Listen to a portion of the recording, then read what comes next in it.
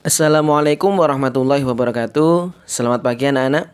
Bagaimana kabarnya hari ini? Semoga sehat selalu ya.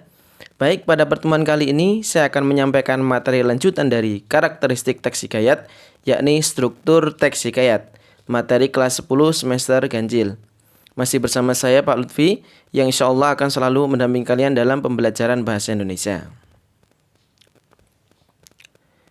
Namun sebelum lanjut nonton videonya, jangan lupa subscribe ya, agar tidak ketinggalan informasi terbaru dari channel ini, khususnya dalam pembelajaran bahasa Indonesia. Terima kasih. Baik, kita masuk pada pembahasan yaitu struktur hikayat. Apa saja struktur teks hikayat? Ada yang tahu?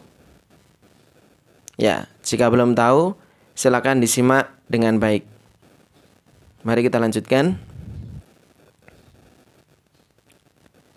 Baik, struktur teks hikayat. Yang pertama yaitu orientasi, yang kedua komplikasi, yang ketiga penyelesaian, dan yang terakhir yaitu koda. Apa saja penjelasan dari masing-masing struktur ini? Yuk kita simak bersama-sama. Baik, yang pertama yaitu orientasi.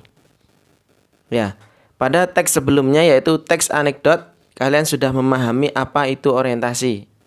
Nah, di teks hikayat, mari kita sesuaikan dengan cerita dari teks hikayat. Apa sih artinya orientasi? Ya, bagian paragraf pembuka yang menggambarkan pengenalan karakter cerita. Apakah sama orientasi di teks anekdot dengan teks hikayat? Ya, betul. Sama, ya. Di orientasi itu posisinya di teks anekdot itu nomor 2. Sebelumnya ada abstraksi. Ya, kemudian di teks hikayat ini menempati urutan yang pertama dan maknanya juga sama, yaitu bagian paragraf pembuka.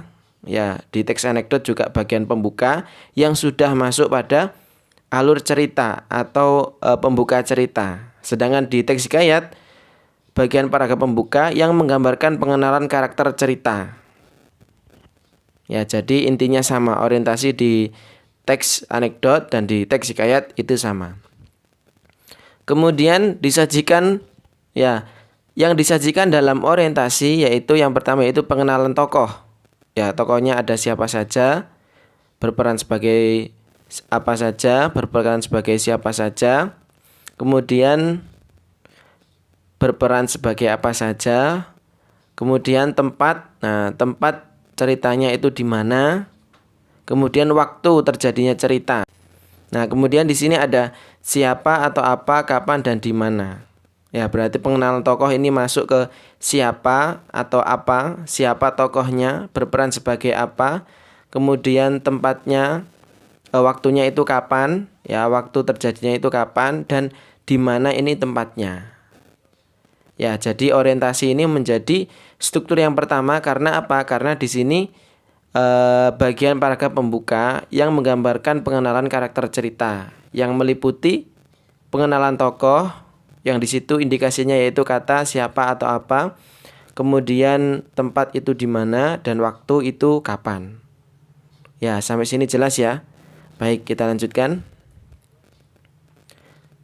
Kemudian yang kedua yaitu komplikasi. Ya, bagian yang menyajikan munculnya masalah dan pengembangan cerita. Sekali lagi, bagian yang menyajikan munculnya masalah dan pengembangan cerita.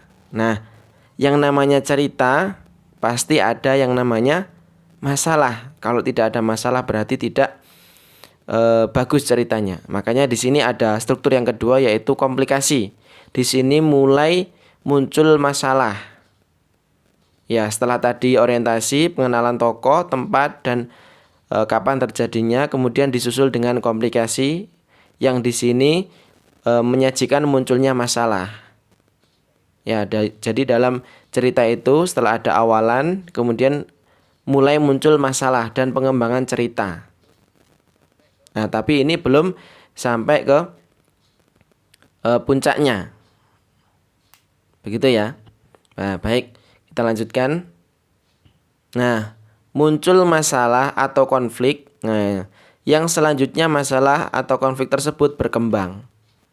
Ya, muncul masalah awal, kemudian konflik atau masalah tersebut berkembang. Nah, ini komplikasi. Baik, sudah paham ya? Kemudian yang ketiga yaitu penyelesaian. Nah, masalah atau konflik yang muncul mulai ditemukan penyelesaiannya.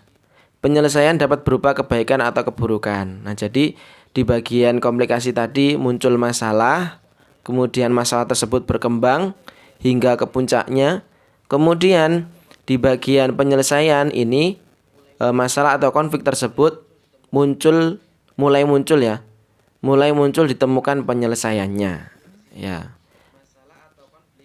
Yang harus dipahami di sini yaitu masalah atau konflik yang muncul di bagian komplikasi, ya, mulai ditemukan penyelesaiannya.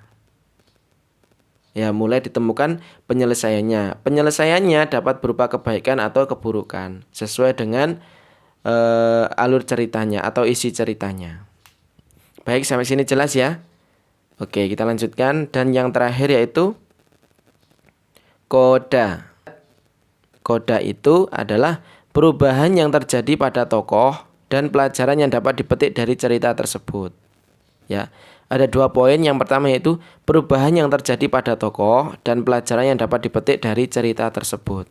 Ya, jadi di bagian koda ini, ya, perubahan yang terjadi pada tokoh itu karena awalnya ada masalah, muncul masalah, kemudian berkembang, dan di bagian penyelesaian itu ada solusi atau penyelesaian yang didapatkan, baik keburukan maupun kebaikan. Nah, di sini ternyata membuat bisa watak ya, atau peran dari tokoh yang awalnya buruk muncul masalah menjadi baik atau sebaliknya. Nah, makanya di bagian koda ini ada perubahan yang terjadi pada tokoh karena muncul masalah dan ada penyelesaian yang ditemukan. Makanya ada perubahan pada tokoh. Kemudian yang kedua, poin yang kedua yaitu pelajaran yang dapat dipetik dari cerita. Nah, yang namanya cerita, alangkah lebih baiknya ada pelajaran yang bisa dipetik. Nah, ini di bagian koda. Ya, namun yang harus diperhatikan ya, tidak semua hikayat memiliki bagian koda. Ya, hanya beberapa saja, tapi juga banyak yang ada pelajaran yang dapat dipetik. Ya, tapi tidak semua memiliki bagian koda. Ya, baik. Sampai sini jelas ya? Oke. Nah, kita ulang kembali ya. Struktur teks hikayat ada 4. Yang pertama orientasi, yaitu paragraf pembuka yang berisi pengenalan tokoh, baik dari namanya, perannya, kemudian tempatnya, maupun waktu terjadinya. Kemudian yang kedua komplikasi, yaitu mulai muncul masalah dan perkembangannya. Kemudian penyelesaian, yaitu mulai muncul penyelesaian dari konflik yang muncul tadi. Kemudian koda, yaitu perubahan pada tokoh dan dipetik pelajaran. Nah, itu struktur dari teks hikayat. Ada 4. Baik, penjelasan tentang struktur sudah saya sampaikan, sudah paham ya? Jika belum, silakan dipahami kembali dengan membaca materi ini atau membaca dari sumber yang lain. Baik, terima kasih sudah menyimak materi hari ini. Mohon maaf jika ada kekurangan. Semoga apa yang saya sampaikan bermanfaat dan kalian senantiasa diberikan kemudahan dalam memahami ilmu. Amin. Sekian, wassalamualaikum warahmatullahi wabarakatuh.